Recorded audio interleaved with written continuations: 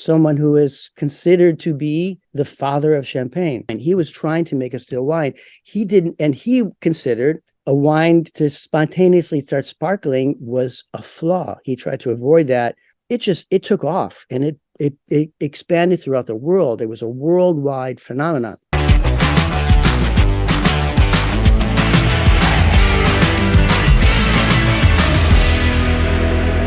Talk to us a little bit about who the father of champagne was, and since this whole thing was a flaw, explain what the twist might be. The father of champagne tried to prevent this from happening. So can you explain that story and how that came about?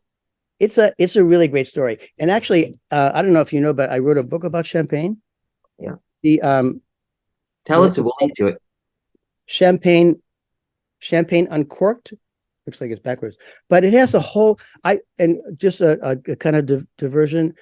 Yeah. I really wanted to focus on the creation of a classic champagne cuvee some years ago.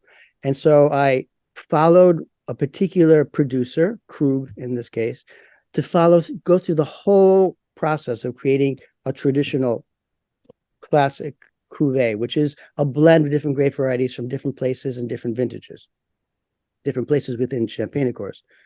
And so I realized in discussing that process, which takes a long, long time, Mm-hmm. I really knew that I had to delve deep into the history too of champagne and how all of these things happen. So it's all, all of that stuff is in there in kind of a narrative sort of fashion, broken up throughout the book.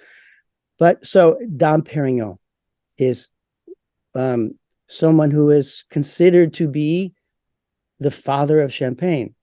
And in some ways he is. I mean, he was a champenois, he was a monk, took over as the steward in a very important monastery in Champagne.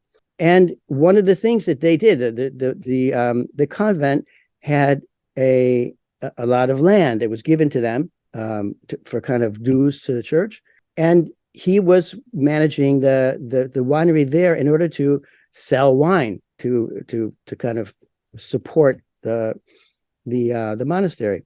So he tried, and he was very articulate. He would select different grapes from different places, and how he created fractional blending, which is very, very important to champagne. Also, fractional pressing of the grapes, so it's very gentle and soft, and so that was very, very important for the development of champagne. But this was still a still wine. He was trying to make a still wine. He didn't, and he considered a wine to spontaneously start sparkling was a flaw. He tried to avoid that with everything that he could possibly do. That was a mistake until when he was actually getting very, very old. It became extremely popular, and he had to go along with that. So he sort of accepted it at the end, but it was not what he was looking for at all. And the whole thing about, he tasted some wine and he said, "Brothers, I see stars in my glass." And he was supposed to be blind by that point.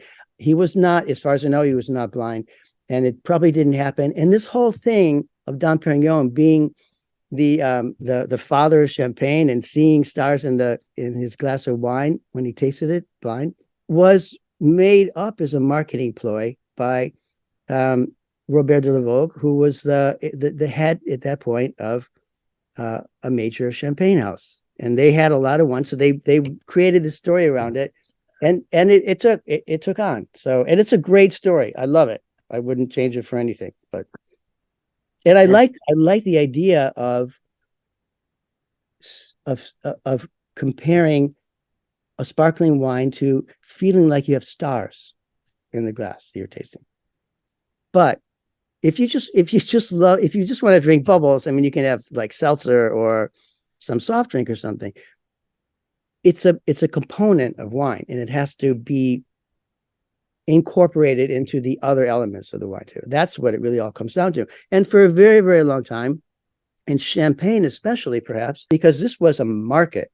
I mean, once the sparkling version was approved, and that was like in I think 1725, something like that, by the king, that it could be sparkling.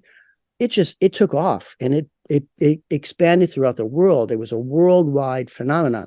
But the wines were overall sweet, and they were very bubbly. And it was hard to get to the point, of course, of being able to create this wine. It took a lot of work. A pharmacist in the area of Champagne had to figure out a way, because once they were starting to do the second fermentation in the bottle, which is one of the keys of the Champenois method, they had a big problem because the pressure was too high. Too much sugar was added. The pressure was too high, and the bottles would explode. Thousands of them, in like a kind of just a process. One would break, and then theirs would break, and it would be a big mess. So that was a big holdup until this pharmacist created a kind of a scale of how much sugar to put into a particular wine, depending on its characteristics, to come out to the proper amount of pressure in the bottle. So that was a big thing. And then the other thing after that, Veuve Clicquot. The French, so a lot of times in the second, this is a second fermentation in the bottle. That's what Champagne is all about.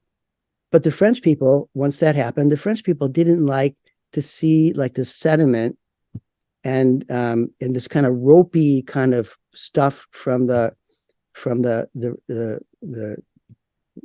lees in the bottle. They didn't like that.